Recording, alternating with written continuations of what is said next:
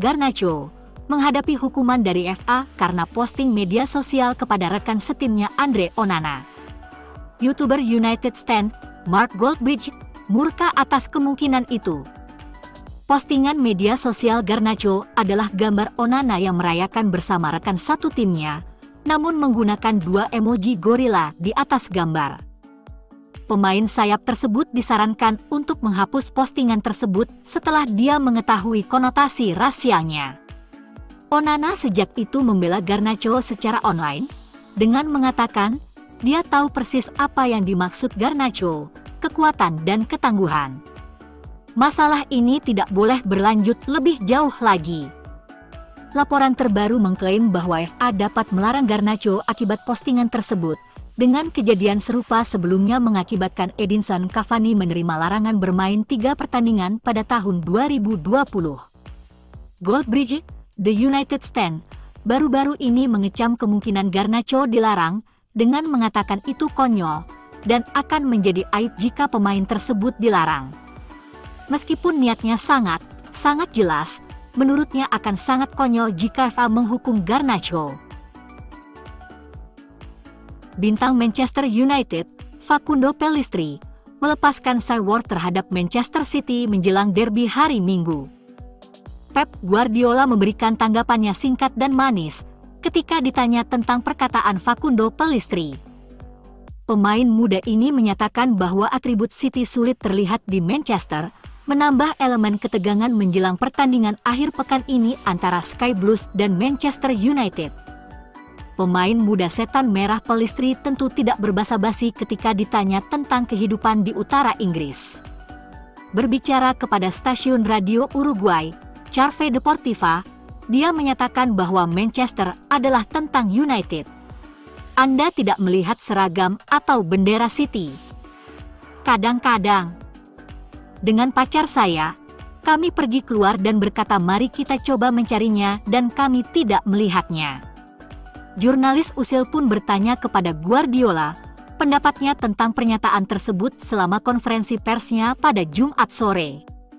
Tapi karena tidak ingin terlibat perang urat syaraf dengan pemain berusia 21 tahun itu, dia menjawab santai, tak peduli. Guardiola tentu berharap para pemain City yang berbicara di lapangan ketika kedua belah pihak bertemu pada Minggu sore. The Sky Blues berada di bawah tekanan untuk mengimbangi Tottenham di puncak klasemen Liga Premier, dengan tim London itu unggul 2 poin setelah kemenangan mereka atas Fulham pada hari Senin. United, sementara itu, berusaha untuk bangkit kembali setelah mengalami awal yang buruk di musim ini. Pasukan Erik ten Hag saat ini duduk di urutan ke-8, dan kedua belah pihak memenangkan pertandingan Liga Champions masing-masing minggu ini untuk meningkatkan tingkat kepercayaan diri menjelang pertarungan di Old Trafford. Manchester United tidak diunggulkan dalam derby mendatang. Manchester City mungkin adalah tim terakhir di muka bumi yang ingin mereka hadapi saat ini, saat mereka bersiap untuk bertarung pada hari Minggu. City telah dikalahkan oleh Newcastle United, Wolves dan Arsenal dalam 6 pertandingan terakhir mereka di semua kompetisi, serangkaian performa yang membuat mereka turun ke posisi kedua di Premier League. Menurut Opta Power Rankings, City menjadi tim terbaik di muka bumi sementara United sedang berjuang untuk mendapatkan masuk dalam 20 besar. Guardiola membanggakan rekor cemerlang melawan United, terutama di stadion mereka sendiri. Sejak mengambil alih jabatan pelatih kepala City pada tahun 2016. Ia menjadi antagonis utama di Theatre of Dreams. Guardiola menjadi satu-satunya yang memiliki rasio kemenangan lebih dari 50%, memenangkan 57% pertandingannya di Old Trafford. Guardiola juga satu-satunya manajer minimal 10 pertemuan, dengan rasio kemenangan keseluruhan 50% melawan United di semua pertandingan Premier League, kandang atau tandang.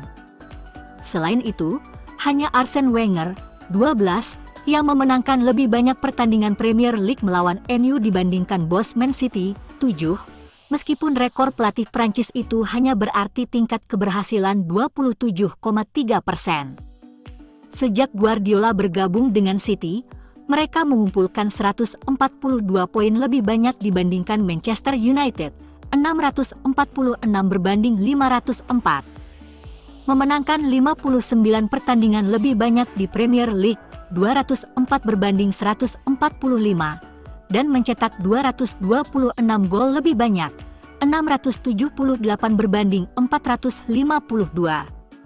Guardiola adalah satu dari hanya 3 manajer yang melihat timnya mencetak 4 gol atau lebih melawan Man United dalam satu pertandingan lebih dari 1 kali di Premier League, 2 kali. Yang lainnya adalah Jurgen Klopp, 4 kali, dan Kevin Keegan, 2 kali.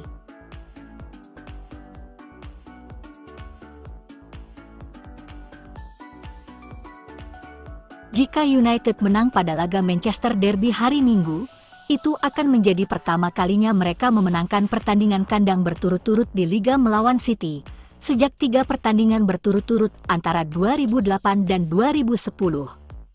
Tetangga yang berisik ini mulai mendominasi pertandingan ini pada musim berikutnya, memenangkan 13 dari 24 pertandingan kasta tertinggi mereka sejak awal musim 2011-2012.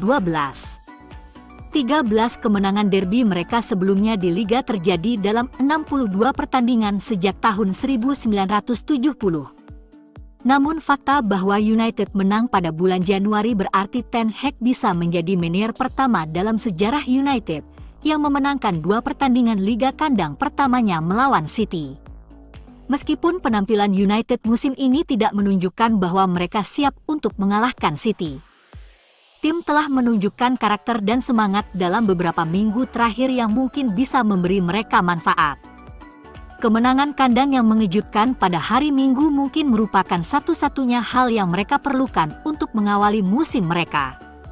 Ole Gunnar Solskjaer adalah satu-satunya manajer yang menghadapi Guardiola setidaknya 4 kali dan memiliki lebih banyak kemenangan daripada kekalahan. Unitetnya Ole adalah tim yang tidak diunggulkan. Mereka menyerap tekanan selama pertandingan dan kejam dalam serangan balik. Cetak biru serangan balik itu berhasil melawan City, dan Erik ten Hag mengamankan kemenangan derby pertamanya dengan pendekatan serupa pada bulan Januari. Menyusul gol-gol di menit-menit akhir secara berurutan dari Bruno Fernandes dan Marcus Rashford.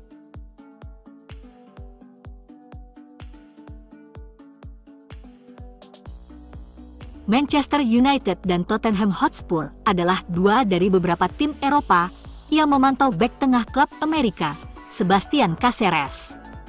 Bek berusia 24 tahun pada bulan Agustus, dengan cepat menjadi bagian penting dari penampilan baru Uruguay di bawah asuhan Marcelo Bielsa, yang telah memenangkan 4 dari 6 pertandingannya sejak memimpin tim nasional awal tahun ini. Penampilan sang bek untuk Uruguay di bursa internasional bulan Oktober, di mana mereka bermain imbang 2-2 di kandang Kolombia sebelum mengalahkan Brasil 2-0 di kandang sendiri, menarik banyak perhatian positif dan sejak itu ia dikaitkan dengan kepindahan ke Eropa. Ada juga minat yang kuat terhadap Caceres dari daratan Eropa. Klub La Liga Atletico Madrid, Valencia dan Girona semuanya tertarik pada bek tersebut, sementara tim seperti Atalanta, Braga, Hoffenheim, Lens, Lille, Porto dan Union Berlin telah memantaunya baru-baru ini. Caceres membuat terobosan saat berusia 18 tahun di tim masa kecil Liverpool Montevideo di Uruguay, bermain 3 musim untuk mereka sebelum meninggalkan tanah kelahirannya untuk klub Amerika di Meksiko. Dia telah membuat 173 penampilan klub senior sejak debutnya pada tahun 2017 dan telah bermain sebanyak 7 kali di tim nasional Uruguay.